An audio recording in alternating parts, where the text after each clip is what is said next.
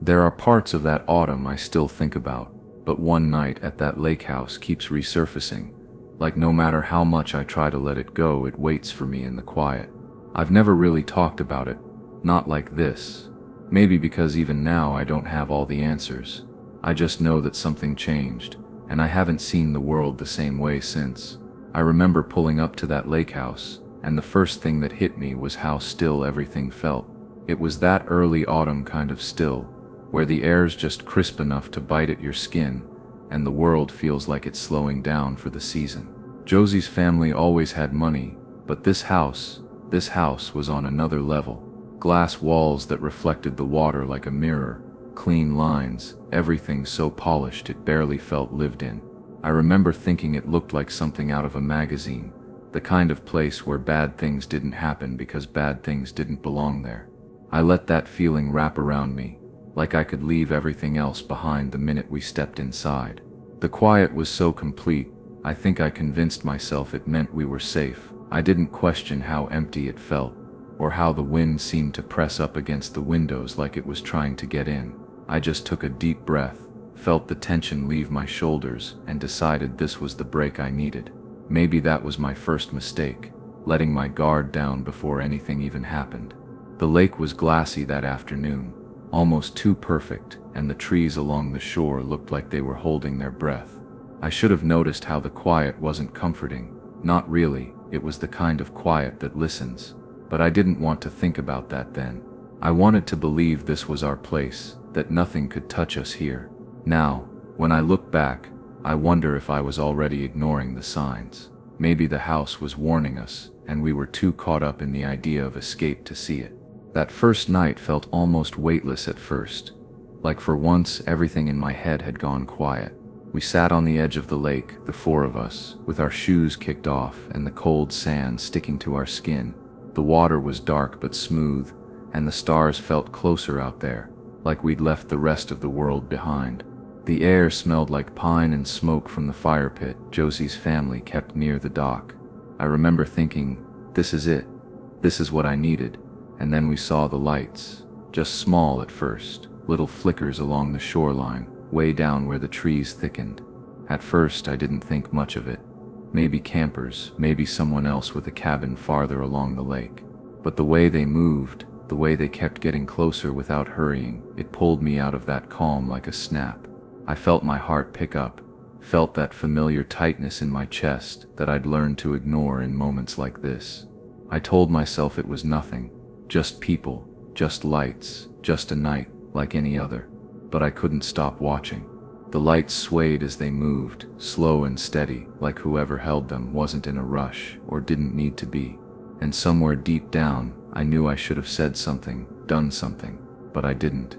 I let the moment pass, let the knot in my stomach sit there while I forced myself to smile and go along with it. And now I can't stop thinking. That was the first sign, and I let it go. The next morning started quiet. Too quiet. I remember stepping out onto the deck with my coffee, expecting to feel that same calm from the night before, but the air felt different, heavier somehow, like the lake wasn't reflecting the sky anymore but swallowing it. That's when I noticed the screen door, swinging gently in the breeze. We'd locked it. I knew we'd locked it. I stared at it for a while, trying to convince myself I'd just forgotten, that maybe we hadn't been as careful as I thought. But deep down I felt that first real prickle of unease settle in. Then I saw the footprints. Faint, but there, damp marks leading up from the dock to the edge of the deck, too big to be ours, too spaced out. I crouched down like getting closer would make them make sense, but it didn't. They just stayed there. Proof of something I didn't want to think about. And that bottle cap, sitting near the stairs, it wasn't ours. We hadn't brought anything with that logo. I remember picking it up, turning it over in my hand, and feeling my stomach twist, but I still didn't say anything. Not really. I told myself it was probably nothing. Maybe we'd missed something. Maybe it blew in from somewhere. Maybe I was just being paranoid. I kept swallowing that unease like it would dissolve if I ignored it long enough. But it didn't. It settled deeper, like it had found a place to stay, and looking back now, I don't know why I didn't trust it. Maybe I didn't want to admit that the safety I'd felt was already gone. That second night, when the sun dipped behind the trees and left everything in that dusky half-light, I already felt off. I tried to tell myself I was just tired, that the day had been long, that the weirdness from the morning was nothing. So when those guys we'd met along the shore invited us over to their place, I hesitated. I should have said something then. Should have asked the others to stay back, or at least voiced what I was feeling, but I didn't. I let it slide, like I always did, because I didn't want to be the one who killed the vibe. I leaned on tiredness as my excuse, said I just needed to crash early. It was easier to let them think I was boring than admit I was nervous. As they grabbed jackets and laughed their way down the path, I stood there, watching them walk into the trees where the light didn't reach anymore. I remember the sound of the leaves under their feet, the way the night seemed to swallow them up, that weight in my chest. It was like my body knew before my mind did that something wasn't right. But I stayed quiet. I let them go, let myself believe that if I wasn't there, nothing bad could happen. Like not being part of it made me safe, or made them safe. But it didn't. And that moment, standing on the porch, listening to the quiet after they were gone, that's the one I replay the most. The one where I should have trusted the knot in my gut instead of trying to keep the peace. I don't think I'll ever forget the sound of my phone buzzing on the nightstand, pulling me out of that half-sleep where your body's heavy but your mind won't shut off. When I saw Erin's name, my heart sank before I even answered. Something about that moment felt wrong, and then her voice came through, cracked and panicked, like she was trying to force words out through tears. I didn't even catch everything she said at first. Just the tone, the terror, the way it hit me like ice water. I knew before the words made sense that something had gone horribly, irreversibly wrong. My hands were useless, shaking so badly I could barely get the phone steady, couldn't get my clothes on right, couldn't find the keys without fumbling them onto the floor. Everything felt far away, like I was underwater, trying to move through it and getting nowhere fast. The house felt too quiet, too big, like it was mocking me for thinking it was ever safe. I kept thinking this is my fault. Like if I'd said something, if I'd insisted they stay, if I'd done anything, we wouldn't be here now. But none of that mattered anymore. The only thing I could focus on was fixing it, getting to them, finding them, doing something that would undo the choice I'd made to let them go. My mind raced, heart pounding so loud I could barely hear my own thoughts. All I knew was that I had to move, had to act. Because if I stood still, if I hesitated for even a second, I might lose them for good, and that was a weight I couldn't bear. I don't even remember starting the car, just the sound of the engine roaring too loud in the silence and the way my hands gripped the wheel like it was the only thing keeping me grounded. The road stretched out in front of me, empty and dark, lined with trees that felt like they were closing in. It felt endless, like no matter how hard I pressed on the gas, I wasn't getting any closer. But at the same time, every mile marker flew past, like I was losing time, like I was already too late. The world outside the windows blurred, headlights, shadows, the flash of the lake through the trees, and it all felt unreal, like I was watching it happen to someone else. I kept my eyes locked on the horizon, heart pounding so hard it felt like it might crack my ribs. Every curve in the road, every flicker of movement in the dark made me think I'd missed them somehow, that I'd failed already. I don't remember breathing. I don't remember thinking anything except faster, just this tunnel vision that wouldn't let up, this desperate hope that I wasn't too late. And then finally, the flashing lights ahead, cutting through the dark like some kind of answer I wasn't sure I deserved. I pulled over, heart still racing, stomach twisted in a way that felt like it would never untangle. And I didn't exhale until I saw them, saw that they were alive, shaken and bruised, but alive. The relief hit so hard it almost knocked me over, but right behind it came the guilt, just as sharp. I keep thinking about how close it came to being a different story, how close I came to losing them, because I didn't act sooner, because I didn't trust myself when it mattered most. I don't think I ever really left that night behind. It's like a film laid over everything. The lake, late nights, even the simple act of walking outside alone. I used to love that feeling of quiet, of being out in the dark with nothing but the sound of water or wind. Now it's different. Now the quiet feels too big, like it's hiding something I can't see. I catch myself flinching at noises I would have tuned out before, a branch snapping, a car slowing as it passes, voices carried from too far away, and I hate it. I hate how much weight everything seems to carry now. I tell myself we were lucky, that we got out of it, that things could have gone so much worse. But when I say it, it feels hollow, like I'm trying to convince myself of something I don't really believe. Because the truth is, I keep replaying it over and over, trying to find the place where I could have stopped it. That one moment where a different choice might have changed everything. But no matter how many times I go over it, I can't see it clearly. It's like the night swallowed it up, along with any peace I had before. I try to move forward, I try to let it fade, but it's always there, just under the surface, that gnawing sense that danger isn't something you see coming, that it waits for you in the moments you feel safest. And that's what I carry now, the knowing that I didn't see it, that I didn't stop it, and that I don't know if I ever will. There are parts of that summer I still think about, even now, not because it was special or perfect, more because it left this heaviness I can't shake, like I missed something important at the time.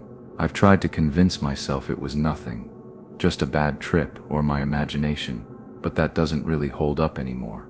The quiet moments feel the loudest when I remember them, the stillness before everything started to feel wrong. And the worst part is, I didn't see it coming until it was already too late. I guess it sounded simple enough when Leo first brought it up, a weekend at his family's old lake house, just the two of us, no plans, no pressure. I remember how casual he was about it, like it was just a place, just a getaway, but the second we pulled up, I knew it wasn't. The house sat there, huge and kind of beautiful in that old weathered way, but there was something about it that made me feel like we were intruding. The paint was peeling in spots, the dock crooked where it met the water, and the windows, I don't know, they looked dark even in the middle of the day.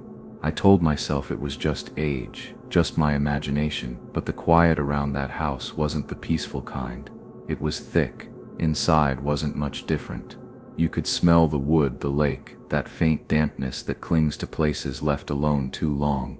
There were family photos on the walls, faces I didn't know, people who probably hadn't been there in years. I caught myself staring at them, like they might give me some clue about what the place was hiding.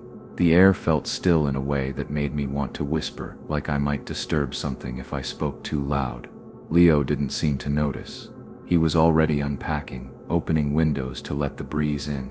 I should have said something then.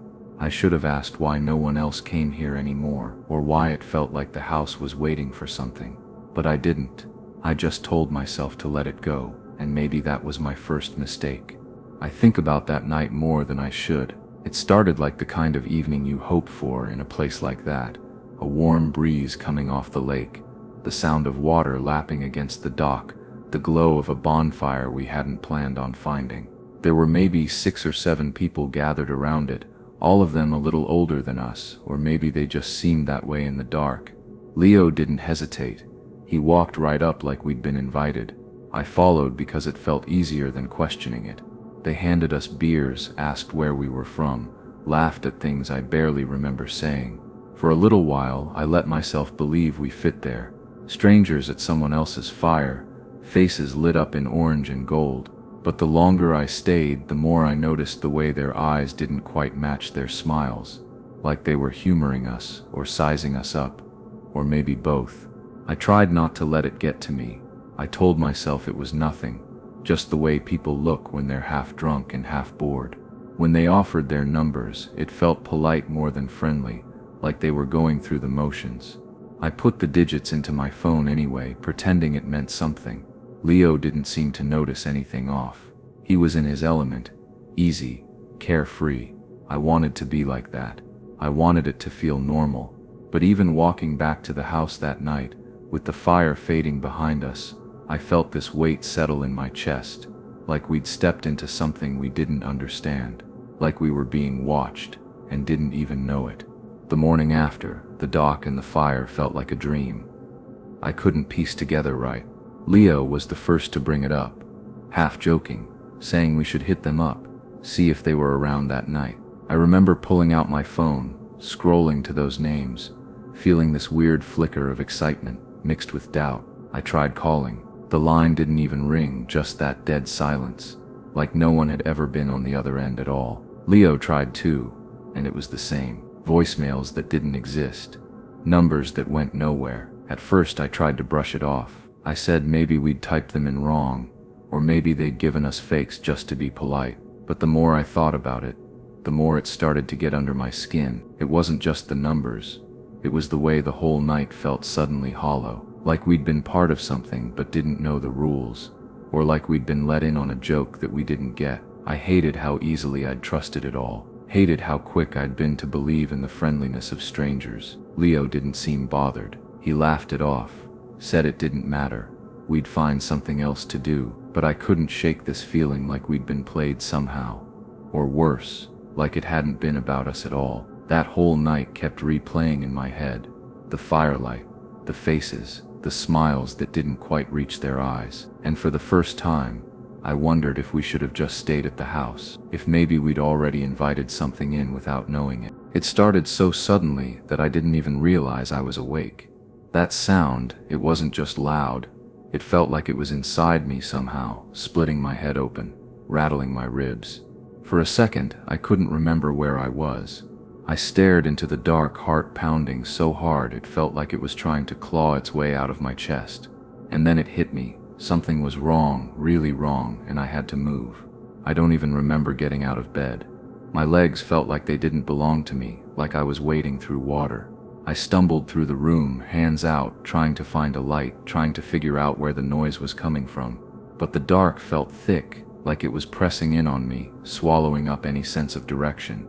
The beeping was sharp, relentless, like it wasn't going to stop until it forced me to see what it wanted me to see. Every second felt like it stretched forever. I remember thinking I must have been too late already, that whatever this was, it had already happened, and I was just the idiot running after the aftermath. My mind raced through possibilities. Fire, break-in, something worse. But I didn't smell smoke. I didn't hear footsteps. Just that sound, filling the house, filling my head. I still don't know what I thought I'd find when I finally got to it. I just know I was scared in a way that didn't feel logical, like something I couldn't name had already gotten inside. When I finally found it, I just stood there staring, like my brain needed a second to catch up. It was so small, smaller than I expected, like it didn't belong in a place like that. Black, smooth, no markings, nothing to tell me what it was, just that steady red blink. It felt like it was looking at me as much as I was looking at it, like it had been waiting there, under that folded blanket for me to find it at exactly that moment. I picked it up before I even thought about it. Fingers shaking. It felt cold, too cold for something that had been tucked away. I turned it over, searching for anything, a logo, a button, anything that would explain what it was or why it was there. But it was just blank, except for that blink, steady and slow, like a heartbeat that wasn't mine. I kept thinking, maybe it was some kind of alarm, maybe Leo's family had left it for emergencies, but that didn't make sense. None of it did, and the worst part was, I knew it didn't get there by accident. Someone put it there. Someone had to. That thought sunk in slow, heavier than anything else that night. I kept asking myself why. Why would anyone do that? What were they trying to tell us, or show us, or warn us about? But no answer came, just that blinking light in the dark, and the sick feeling that we weren't as alone as we thought. It didn't feel real at first.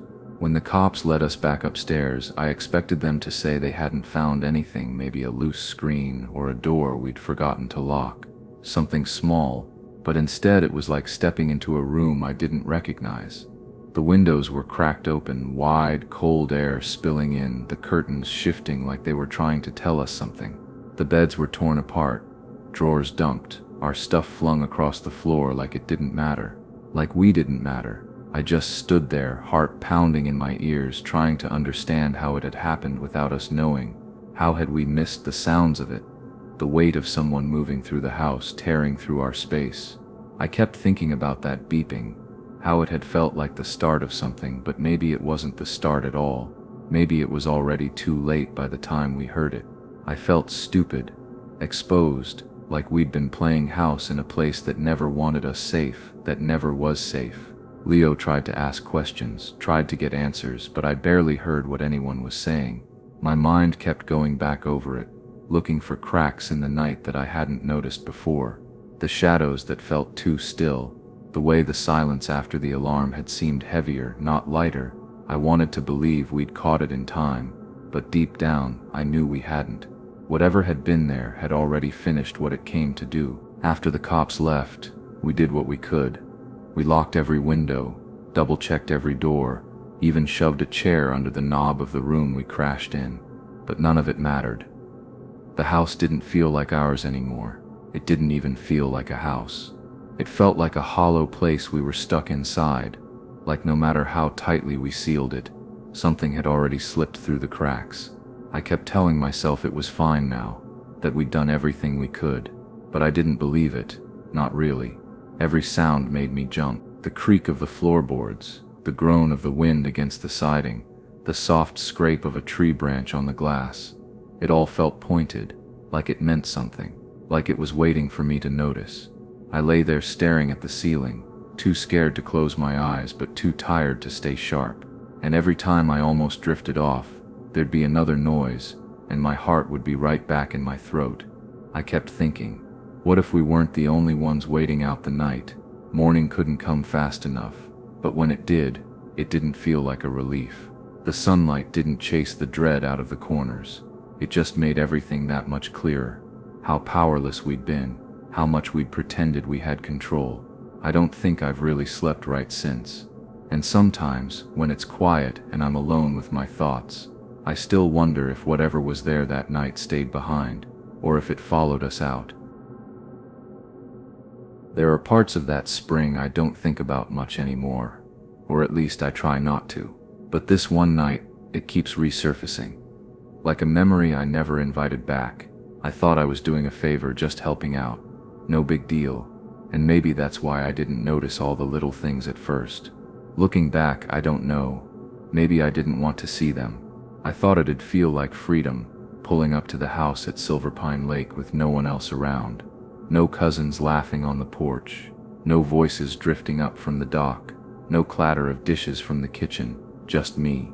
At first, that seemed like a good thing. But the second I unlocked the door and stepped inside, I felt it. This weight in the air I couldn't explain. The kind of silence that doesn't soothe you but makes your skin prickle like you've walked into somewhere you don't belong. The house smelled the same, that mix of pine wood and lake water that usually hit me with a rush of summer memories. But this time, it didn't feel warm. The echo of my own footsteps on the wood floor sounded wrong, too loud, like I was disturbing something that had settled in during the winter. Every room felt bigger than I remembered, as if all the laughter and noise that usually filled it had kept the walls from feeling so far apart. Now, without that, it just felt hollow. I tried to tell myself I was being dramatic. It was just a house, just a place I knew like the back of my hand. But standing in that entryway, with my bag still slung over my shoulder and the door hanging open behind me, I had this weird urge to turn around, like I wasn't supposed to be there, like the house was waiting for something or someone, and it sure as hell wasn't me. I shut the door anyway, but I swear the air felt heavier after that, like I'd trapped something inside with me. It was that edge of sleep feeling, where your body is sinking but your mind is still catching up, drifting somewhere between awake and gone. I remember the hum of the lake through the window screen, the way the sheets felt cool against my skin, the soft creak of the old bed frame whenever I shifted. And then that sound, a soft thump, too quiet to be dramatic but loud enough to snap me back. My eyes flew open before I even knew why. For a second I just lay there, frozen, heart hammering in my chest. I stared up at the ceiling, trying to convince myself it was nothing. A draft maybe, or the house settling like old places do.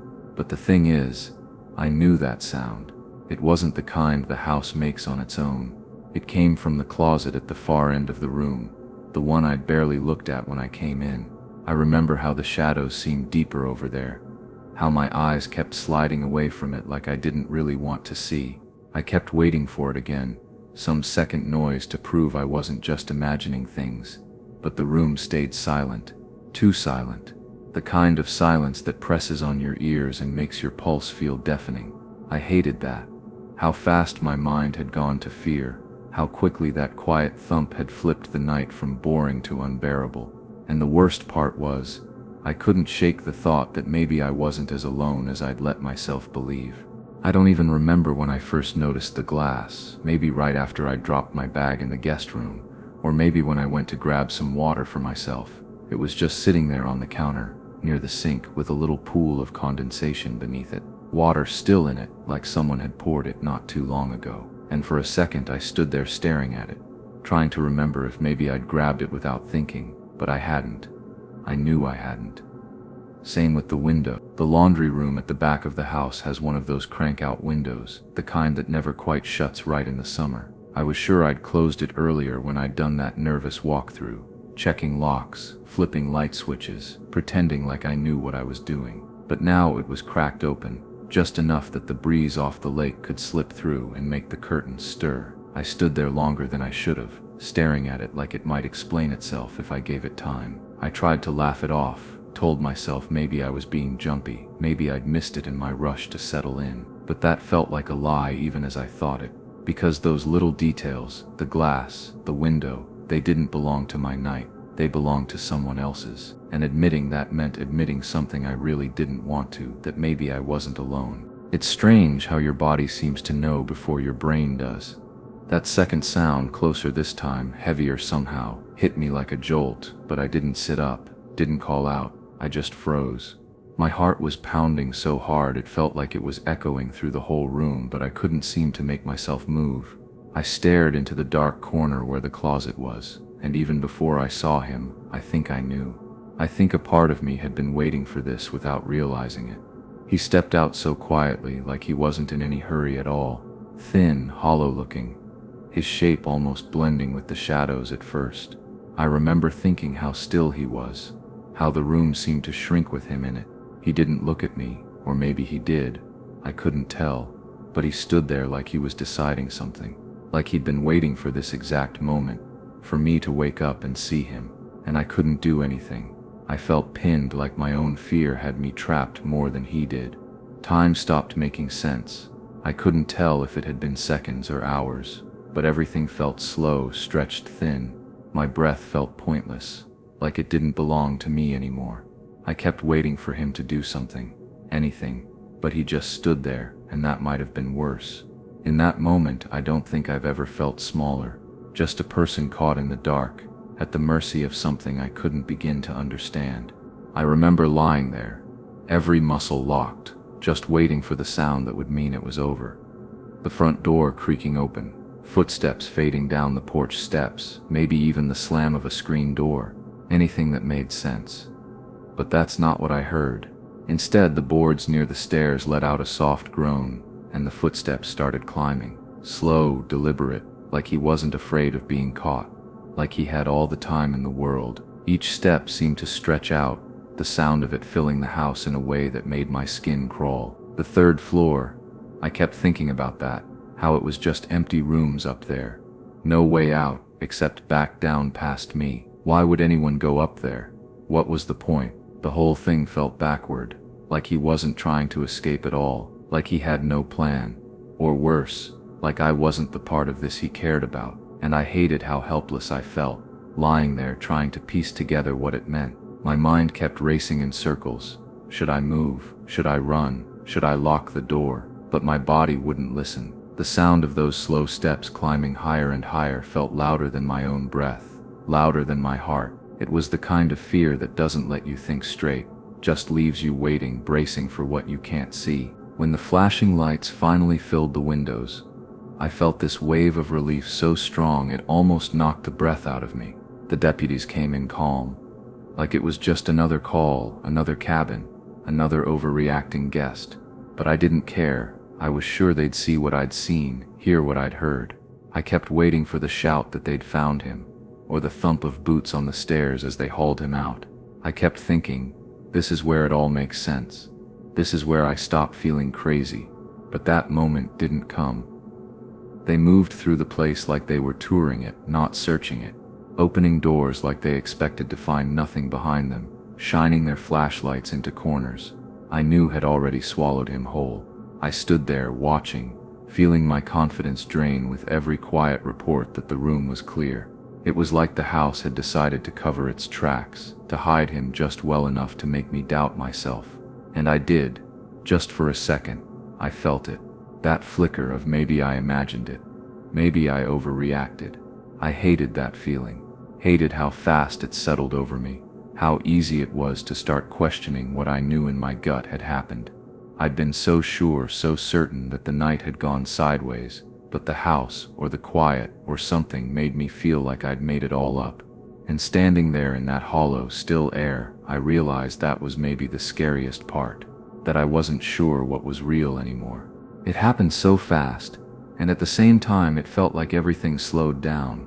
One of the deputies stepped out onto the porch with me, his flashlight cutting through the dark like it might finally find the thing we'd both started to doubt was there. And then it did. The beam landed on him, crouched low on the roof above the screened porch, like he'd been there the whole time, waiting for us to look up. His clothes hung off him in tatters, and his face, I'll never forget his face. Hollow, dirty, eyes that didn't seem to see anything, or maybe saw too much. I felt this wave hit me, relief so sharp it almost hurt, because it meant I hadn't imagined it, because I was right. But right behind it came the terror, like my body realizing all at once how close he'd been, how close he still was. My legs felt weak, like they might give out if I didn't lock my knees. I wanted to look away, but I couldn't. That image, him hunched there, so still, so silent, like some broken thing that didn't belong anywhere. It's burned into me. I kept thinking, how did he get up there? How long had he been watching? What was he waiting for? But no answers came, just the cold air off the lake, and the flashing lights, and the hollow sound of my own breath. That night ended. Technically, they got him down. They took him away. But in my mind it hasn't ended. That's the part that sticks, the not knowing.